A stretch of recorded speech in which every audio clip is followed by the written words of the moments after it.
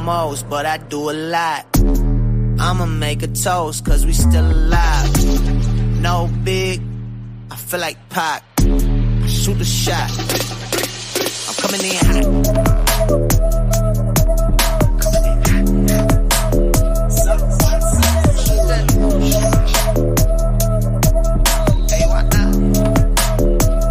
Yeah, coming in hot. Ooh, hard stop. Hit the wrong button again. Darn mouse. It's Tuesday, folks, and that means one thing. Taco Tuesday and Hot Takes with TJ. Welcome to the show, everyone. I'm Marco. That's TJ. This is Hot Take Tuesday, a Dads with Bacon production here on the Dads with Bacon family of networks, Facebook, YouTube, Twitch, X. Find us everywhere. What's happening, cowboy? How are you? Dude, I am actually doing very great. We're getting out of this crappy snow that we had. It was 50-something degrees today, so it's all melting. Thank God. I have no idea how the weather works where you are, because you tell me these temperatures, then you get the snow, and then you get the storms. And quite honestly, I couldn't be able to deal with that. That's too dramatic for me. But I will tell you this. I don't want to see snow ever again. So I'm actually actively looking for something to do in a warmer state, whether it's Texas, whether it's Georgia, Florida. If I never see snow again without a planned ski trip, I'll be okay. And I know some places they get it. You know, you go to Dallas and they get some snow and ice and they don't know what to do and they shut everything down. Fine, I can do that, but I don't want to deal with this stuff anymore. Dude, man. The drive here, like drivers here in Maryland just suck, dude. They don't know what, like, if snow hits the ground, they can't drive. It's ridiculous. And I hate cocky people that are like, oh, I'm driving this all the time, or I got a 4x4, and you know, they're driving their F-150 down. The ice doesn't care, dude. Like, the ice doesn't care. Just slow down, man. You know, pickup trucks, you know, soccer mom SUVs, they're all over the place. And it's, you know, it's all people that have lived here their whole life. It's not some, you know, Neanderthal that doesn't know what snow is. These are people that are overconfident and then they ruin it for everybody else. So anyway, so I'm not too hot this weekend because, one, I'm still frostbit on my thumb from 2 weeks ago. Still can't feel the tip. So I'm not too hot about that. And I had a good weekend, unlike some people. But I will have a couple takes on that. But all in all, for this therapy session, and we missed last week because we were frozen over. Yes, we were. Along the, all across the country. But did you have something you wanted to get off your chest today? So, okay. Marco, you know I love you, and I've got nothing bad against the Chiefs, but I swear to God, dude, this game here in Baltimore, I'm getting so pissed off. Buddies and I were looking at getting tickets, and before the Chiefs even won, dude, they were like $250 a ticket, good seats. You know, we waited a little bit, and we're like, all right, cool. Now, Chiefs win, sweet. We will go see the Chiefs play. I'm like, all right, let's see what we got. Tickets went on sale today at 10 a.m. The cheapest ticket was $783 nosebleed all the way at the top of the stadium. Why are you blaming the Chiefs? This is Lamar Jackson, the MVP. Not a debate show. I understand your frustration. It's the Taylor Swift, man. They've already been – like, Baltimore is literally – like, BWI is on Saturday morning. They're clearing the airways for Taylor Swift to land. On, Fridays, they've got all these like buku events coming in for her. No one cares. No one cares about Taylor Swift anymore. I want to see a great game with Kansas City and Baltimore. My hot take for this week, don't care about Taylor Swift. Let this game be about the real guys who are on the field. Fine. Then why doesn't Baltimore bring out their stars? As I pull up Google, why don't you guys bring out Cisco and have a thong song halftime in the end of January? That'll bring the crowd. That'll liven them up. Oh no, we're not going to get hyped for Tony Braxton. You guys want to bring Tony Braxton out? Who's that? Not a debate show. You don't know Tony Braxton? Yeah, you wouldn't know Tony Braxton. No offense.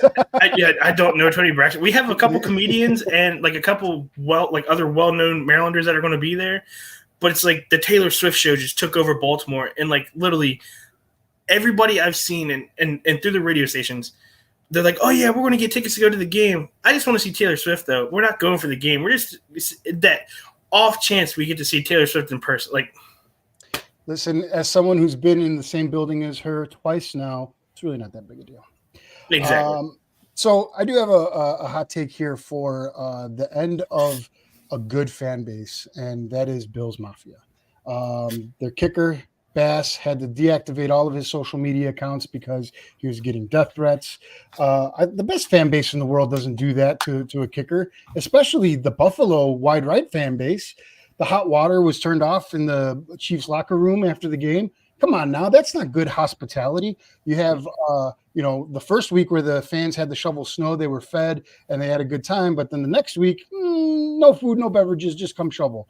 Buffalo really kind of fell off there, and you had to wonder, is it a little bit of karma? I don't know, but the Buffalo fan base. Now, the ones close to me, the friends that I have, Troy, my guy, great. We actually were communicating about the game, which I didn't really think I would be able to do. I watch games, very emotionally and intensely, and but really good analysis and conversation through that. Coworker at work, good talk leading up to it. We didn't talk during the weekend. Had a meeting this morning. Everything was good. It's funny, actually, and I sent this to the group chat. The fans that you don't talk to in a long time, but then all of a sudden want to try to shit on your team and sends me a "Go Bills" text. Screw you, buddy. Screw you. And Bills fan base for sending death threats to Tyler Bass. What's his name? Yeah, Tyler Bass, the kicker. Bass? Yeah. Shame on you. Shame on Bills Mafia. Suck it. What else you got? So I'm going to go away from NFL because we will definitely get into the NFL on Thursdays. I'm going to let it simmer a little bit because there's a lot of stuff I want to say, but I don't want to get, anybody's feelings hurt. I'm looking at Aaron and Ben. But I'm going to go to something that you and I talked about in the group chat. Fans storming the court, and Caitlin Clark literally was saying, "Oh, somebody ran into me." You watched the whole thing. The fan was just going to the place, like going to the crowd, and Caitlin Clark just shoved her, and she flopped so hard, harder than LeBron. So hard. I swear, I think her and LeBron are like on a group chat about how to flop. I was appreciating Caitlin Clark, not a debate show, but this is the second time where she's been so oblivious to what's going on in her peripheral.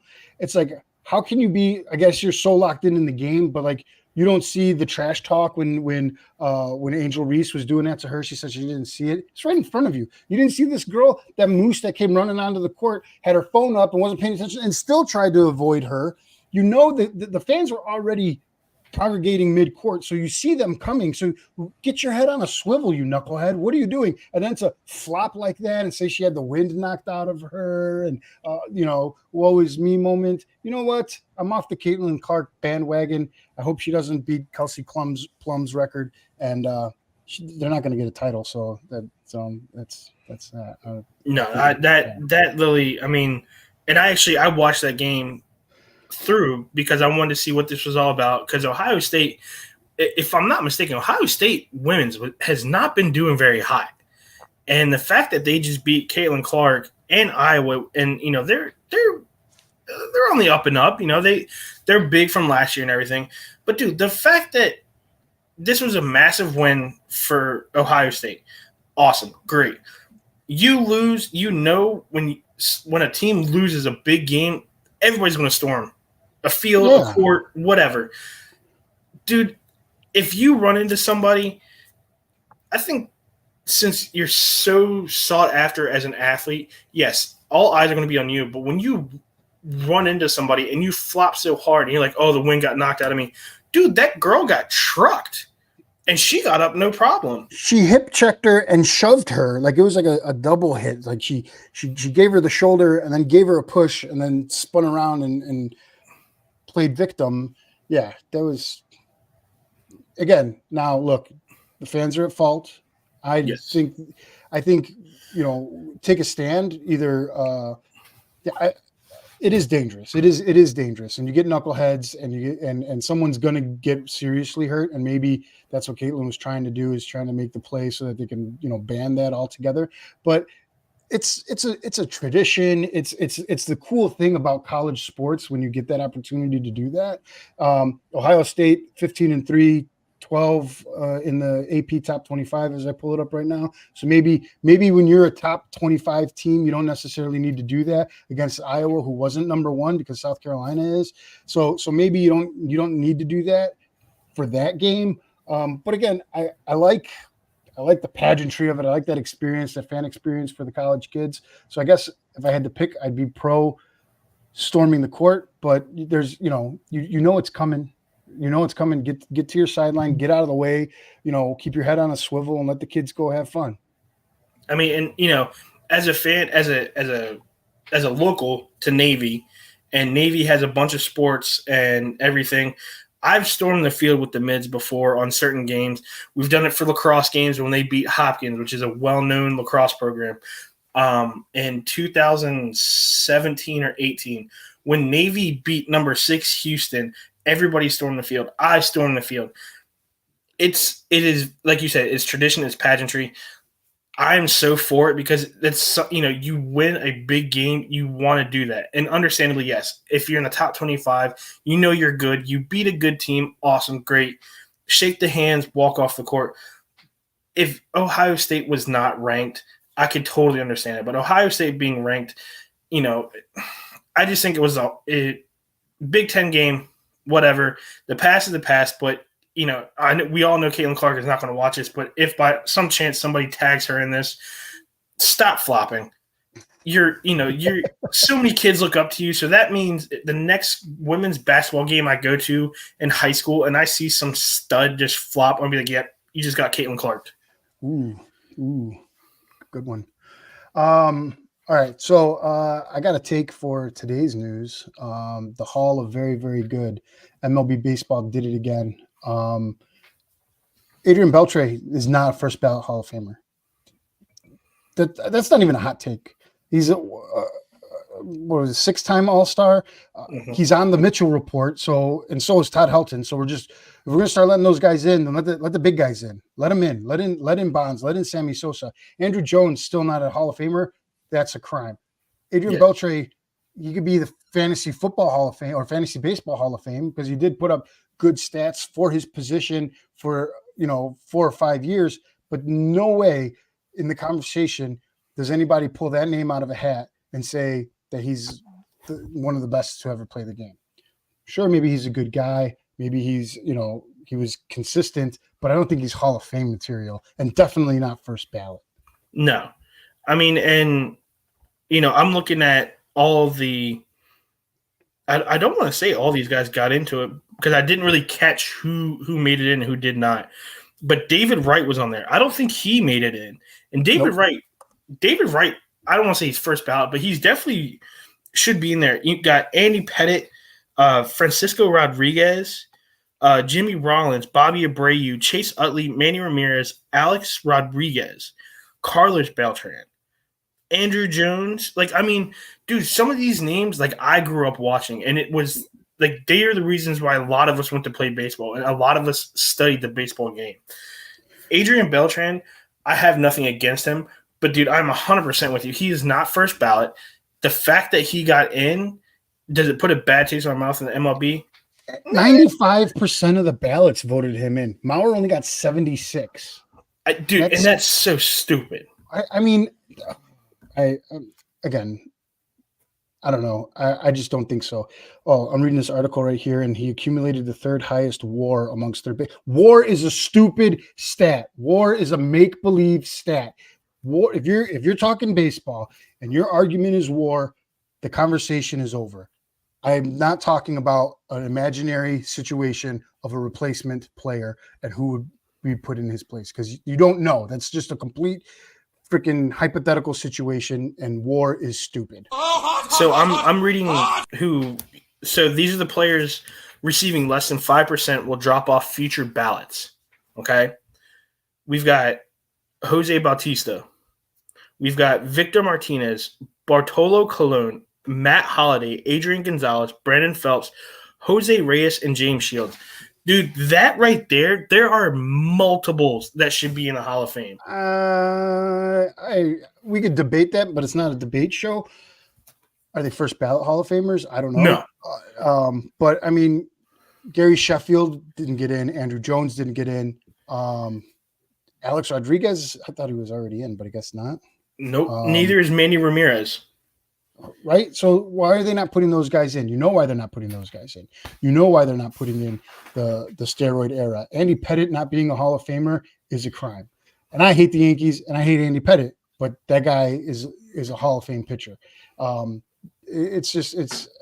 don't know. Are they trying to make a stand? Are they now saying, okay, now we're going to put in the really good guys that were that we liked, because these are all, writers and the whatever the baseball voting association is that put these guys in, the BBWAA, and it's turning into it's a joke. It's really a joke in my eyes. Yeah, and like I said, I'm losing respect for the MLB Hall of Fame. I mean, I'm sorry. Like, there are other players that deserve it more than the three that got it. And, yeah, I'm really upset with that. Yeah. All right. Now that we got that off our chest, what else you got? So, this is not even a sports one. This is more of a generalized, and it's something that we touched on in our group chat. Troy actually sent it to us, and it was teachers on TikTok. Dude, I'm getting sick and tired of seeing these teachers on TikTok showing their school fit, showing, stuff like that. Great. No one cares that you bought your sweater from fucking Walmart or you bought your sweater from Shein.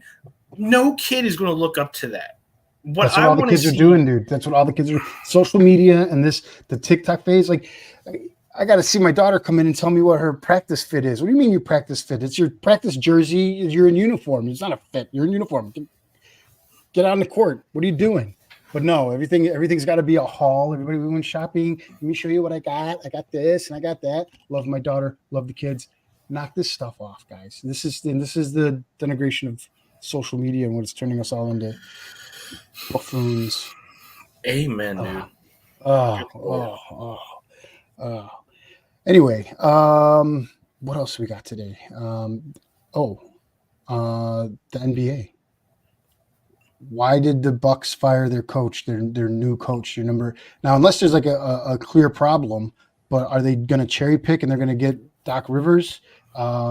Is their locker room in so much turmoil? What's with the impatience of sports and management and coaches and head coaches? Like, we've really, it's really just become a weird game. They're going to pay this guy to not coach their team now, and they're the second best team in the league, or in the conference at least, right? 30-13. Wild. The impatience of sports is really something that has bothered me. I get it in baseball too, where 24 is the new 28. If the guy hasn't become a Hall of Famer by the time he's 24, and then they lose faith in him and they blow it all up, and it's ridiculous. They just don't have the patience. It's win now mentality. Yeah, and I don't know, man. I feel like there's something that we're missing, and it was funny because that popped up on my phone, and I was waiting for Ben and Aaron to say something, because the little bit of NBA that I do follow, that was one of the things that kind of surprised me, because this was a brand new coach. I mean, they're 43. They're 43 games into the season. You still got a whole good amount left. He must have had beef with Giannis and Dame, right? There's got to be I guess they got smoked the other day by 40, which, I mean, put that behind you. The scores in the NBA are atrocious and ridiculous.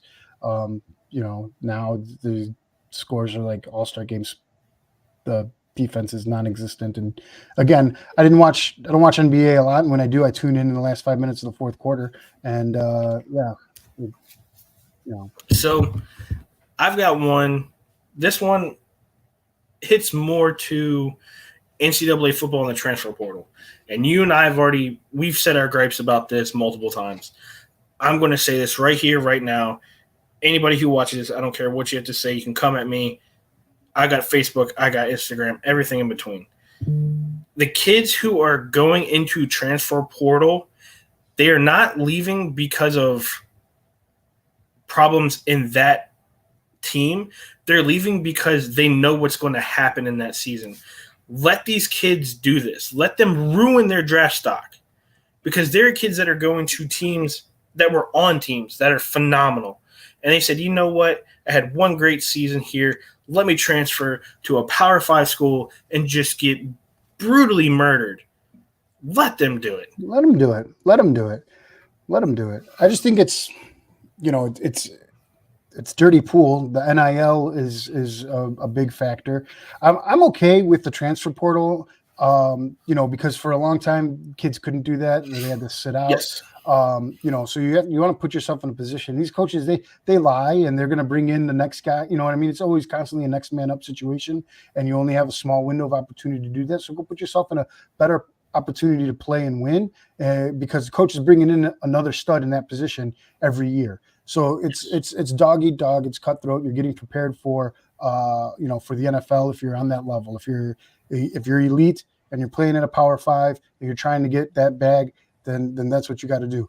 But it hurts the kids, the youngsters, guys like my son. He's not D1, but he's D2 material. But they're not giving, D1's not giving out those. He's not going to get the shot. He's not going to get a long shot at a D1 school, because they have to give their scholarships to the transfer portal, and they're cutting it in half.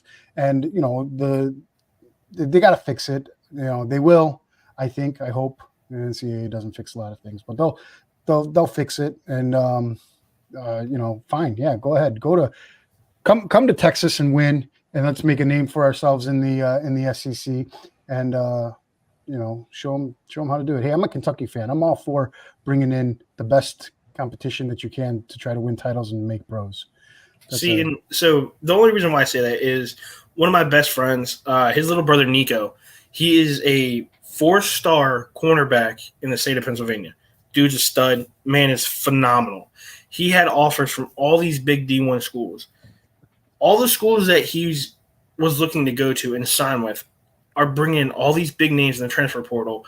And the coach is like, yeah, man, you come in, you're going to be day one starter. Yeah, you come in, maybe you're second string. Dude, all those schools he's dropped as commitments. And, it kind of also hurts other schools. Like, these kids want to go play for him. Biggest one here, Naval Academy. You sign your life away for 4 years to go to this school, and then you have to go into service. Yeah. Navy just lost 9 guys to the transfer portal.